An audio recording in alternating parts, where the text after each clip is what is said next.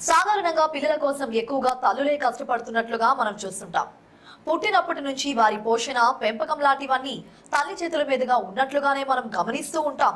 కానీ దాని వెనక ఆ తండ్రి పడే కష్టం సాధారణంగా కనపడదు.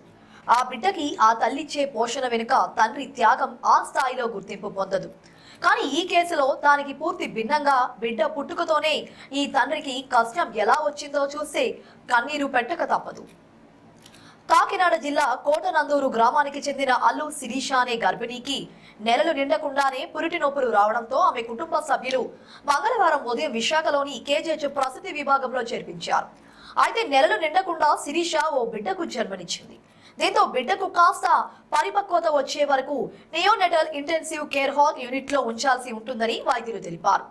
అవసరమైన పోషణతో పాటు తల్లి గర్భం లాంటి ఆ యూనిట్ లో ఉంచడం ద్వారా సాధారణ జననం లాంటి సౌకర్యాన్ని కల్పించాలి.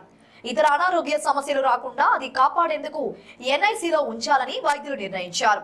నెలలు పూర్తి కాకుండానే జన్మించిన ఆ శిశువును పిల్లల వార్డుకు అనుబంధంగా ఉండే ఎన్ఐఐసియులో ఉంచాలని వైద్యులు సూచించడంతో ఆ పసికందును తక్షణమే ఆ వార్డుకు తరలించాల్సిన పరిస్థితి నెలకొంది. కానీ ఆ సమయానికి అక్కడ సిబ్బంది లేదు. ఆక్సిజన్ పెట్టి ఎన్ఐసియుకు తీసుకెళ్లాల్సి రావడంతో ఆ ఆక్సిజన్ సిలిండర్ ను మోసే శక్తి అక్కడ ఉన్న మహిళా సిబ్బందికి లేదు.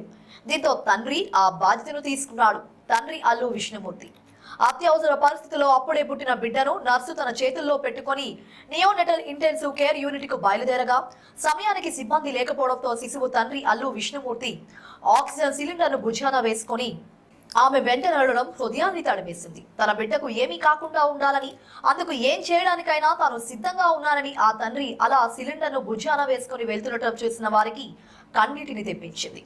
ఈ ఘటనను గమనించిన అక్కడే ఉన్న వేరే చిన్నారులు తల్లిదండ్రులు వీడియో తీగా మరికొందరు సోషల్ మీడియాలో పెట్టారు. ప్రస్తుతం ఆ వీడియో వైరల్ గా మారింది.